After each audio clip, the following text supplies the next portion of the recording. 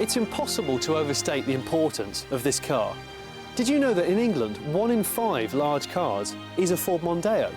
I mean, people are buying them as often as they go and buy toilet roll and pants. In fact, the term Mondeo man has become a political buzzword. Well, this is the new one. And things have changed a little bit.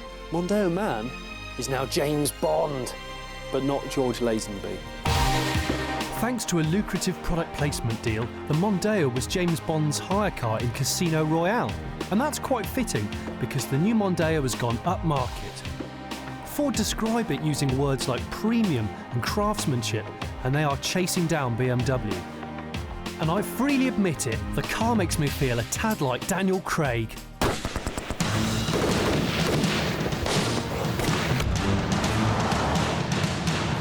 Even Ford themselves say the old Mondeo didn't exactly make you feel emotional, so they've used a few tricks to make this one something worth showing off, like a subtle blue tint on the windows or jewel-like headlights. And then there's the interior. You've got this exposed stitching, which puts you in mind of a luxury vehicle. And there's some posh options like voice control here and heated seats in the back.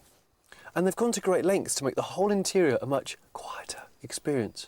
In fact, they've quantified it using something called an articulation index, which measures how easy it is to understand the spoken language.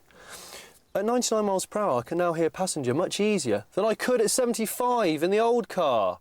I said 75. This is actually the most high-tech Ford ever.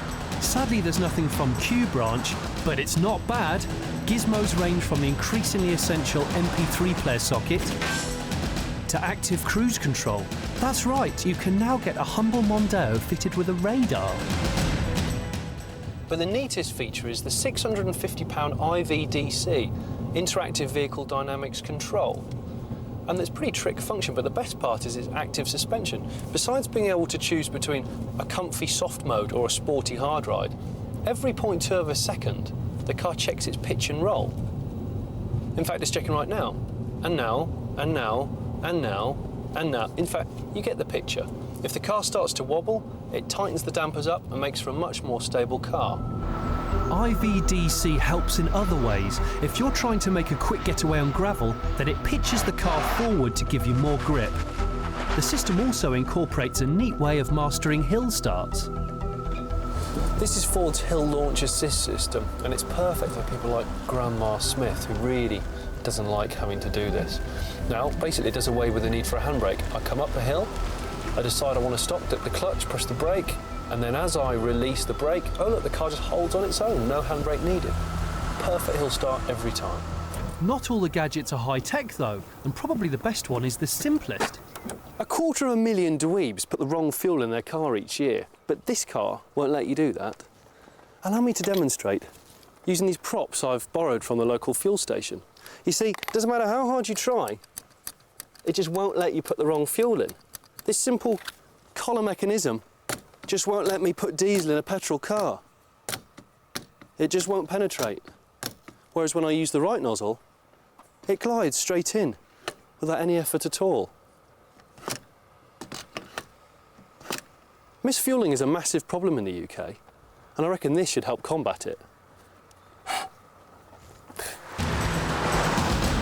Of course, the Mondeo's main reputation has always been about it being a great car to drive, and it's business as usual here.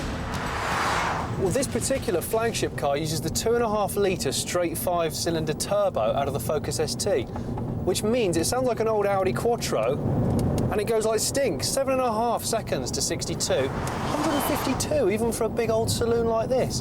And round corners it doesn't half feel good. Like all Mondeos, it seems to hang on much better than you ever expect it to. It's probably not up there with a Focus, but it's bloody good. If this is a rep car, I want to be a rep. Please, can I be a rep? I'll represent anything. What do you want me to represent?